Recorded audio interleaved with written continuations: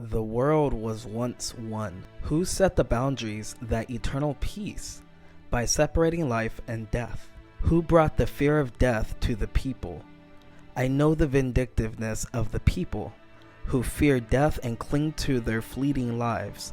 Where in these three worlds can one find peace? Spoiler warning for those that are anime only fans. If you don't want to be spoiled, click off this video and go watch the episode. With us knowing that Yhwach is connected to all Quincy's, you can only imagine during this meeting 1,000 years ago with Ichibei how much this must have frustrated him. For every question he would ask Ichibei, the answer was the Soul King. It's one thing to say this to someone who isn't in the know. They could ask any question and you could give them whatever answer and they just take it because they're fresh. They don't understand the dark secrets in the past of the Soul Society. But it's another thing to tell this to the literal son of the Soul King and to the person that receives every feeling, every emotion of every Quincy in history. It's completely different. He could see through your lies. But yet here's Ichibei telling Yhwach all these things while looking down on Yhwach. Do you see how wild that is? And to wrap up this section of Yhwach being connected to every Quincy, when Yhwach realized that James was dead, he said, "You did well, now come back to me." For those who don't know, James was the actual Stern Ritter and not Masked Day Masculine. Now, he was a part of Yhwach due to him partaking in the Shrift ceremony. As a manga reader, this flashback answers so many questions. It tells us why Pernida, which is the left arm of the Soul King, is siding with Yhwach and the Quincy's. It answers why Yhwach lost his battle against Yamamoto 1,000 years ago and why he lost his Almighty, which is his Shrift, the same one he shares with Uryu. This hand can give life, but it cannot take it away. And the left arm of the Soul King is that of stagnation. We see that Pernida envelops Yhwach and takes away the Almighty. Now, what does that mean exactly? Ichibei used Pernida to seal away the Almighty. Yhwach's Almighty cannot see the future of the Soul King, which is probably why Yhwach's Almighty got kind of like negated. In that moment, he became the host of Pernida. Keep in mind, Pernida is still a part of the Soul King.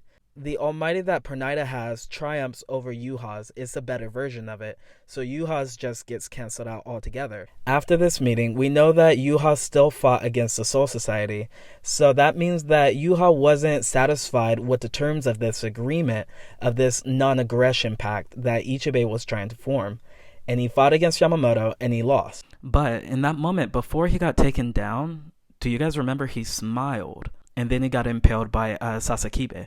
It makes me wonder if at that moment he decided to give up the fight, to forfeit it, and say, you know what, I'll try this again 1,000 years from now. I wonder how many other flashbacks we're going to get that will answer those questions we had while reading the manga.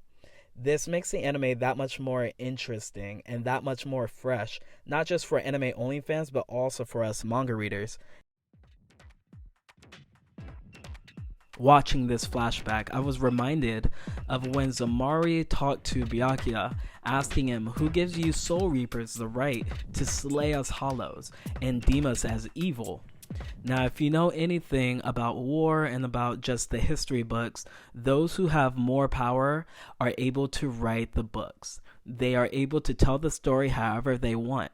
And in this case, the Soul Society has clearly done that for millions of years.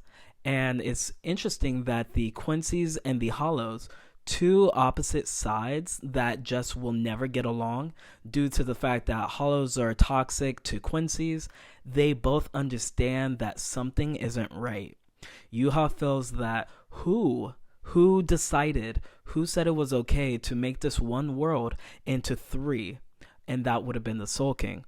Now, in Zamari's case, he was asking, who gives you guys the authority and the right to slay us hollows? And to be honest, it's the Soul Society. Quincy's and Hollows, two groups that are forced to obey the status quo of the three worlds. But there's one man that's neither of those two groups. His name is Sosuke Aizen. He went so far as to manipulating the Central 46, then killing the Central 46, and attempting to rise up to godhood. He was stalked by someone that was smarter than himself, Kisuke Urahara, someone who finds himself in the same boat as Aizen, but decides to do nothing about the status quo and to accept it for what it is. Yhwach, the son of the Soul King, the man who has the ability, the power, and the smarts to change the current situation of the three worlds however he sees fit. He heads to the royal palace to carry out his plans from 1,000 years ago. But what does the Quincy King hope to obtain after defeating Squad Zero? Thanks for watching this video, guys. I appreciate it. This upcoming Saturday is the season finale. It's the 1 hour special for Cour 2. Let me know what you guys thought about this episode, about this flashback, and I will see you guys in my next one.